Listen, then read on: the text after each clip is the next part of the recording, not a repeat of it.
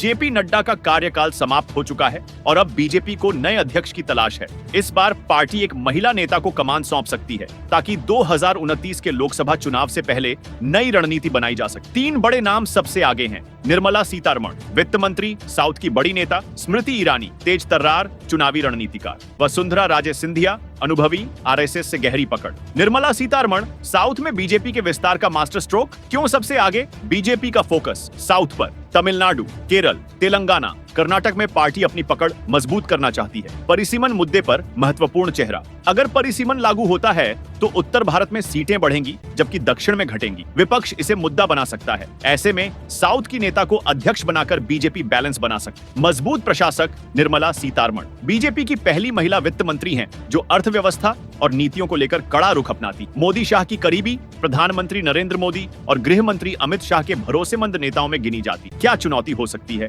BJP में उनका संगठनात्मक अनुभव बहुत कम रहा है। वह चुनावी रणनीति और बड़े कैंपेन का चेहरा कभी नहीं रही। हिंदी पट्टी में उनकी लोकप्रियता कम है, जिससे उत्तर भारत में बीजेपी को प्रचार में मुश्किल हो सकती। स्मृति ईरानी, युवा, आक्रामक और तेज रणनीतिकार। क्यों मजबूत दावेदार, तेज तर्रार और आक्रामक नेतृत्व। टीवी से राजनीति तक का सफर तय करने वाली स्मृति ईरानी को बीजेपी की सबसे जुझारू महिला नेताओं में गिना जाता है। अमेठी से मिली पहचान। 2019 में राहुल गांधी को हराकर अमेठी सीट जीतने वाली पहली बीजेपी नेता बनी। हालांकि 2024 में वह अमेठी से हार गई। महिला नेतृत्व को बढ़ावा। बीजेपी अगर महिला सशक्तिकरण की छवि बनाना चाहती है तो स्मृति ईरानी सबसे फिट कैंडिडेट हो सकती है। शानदार मीडिया मैनेजमेंट, हिंदी पट्टी और मीडिया में उनकी जबरदस्त पकड़ है। वह किसी भी विपक्षी हमले का जवाब देने में सबसे आगे रहती है। क्या चुनौती हो सकती है? 2024 में अमेठी से हारने के बाद उनकी पॉलिटिकल वैल्यू थोड़ी घटी है। बीजेपी में कुछ सीनियर नेताओं से उनकी टकराहट रही है। अभी तक संगठन का बड़ा पद नहीं संभाला है। ऐसे में क्या वह पूरे देश में बीजेपी को संभाल पाएंगी?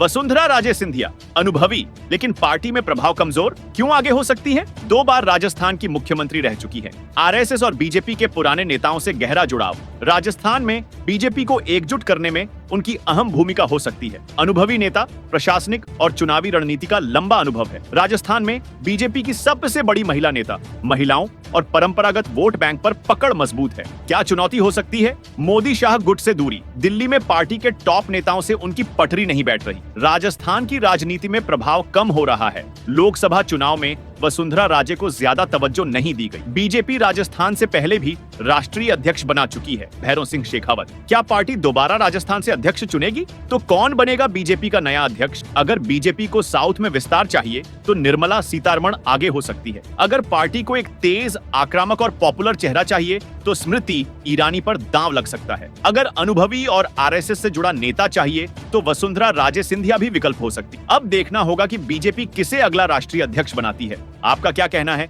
कौन बनेगा बीजेपी का नया कप्तान? कमेंट में बताइए। Subscribe now and press the bell icon. Never miss an update.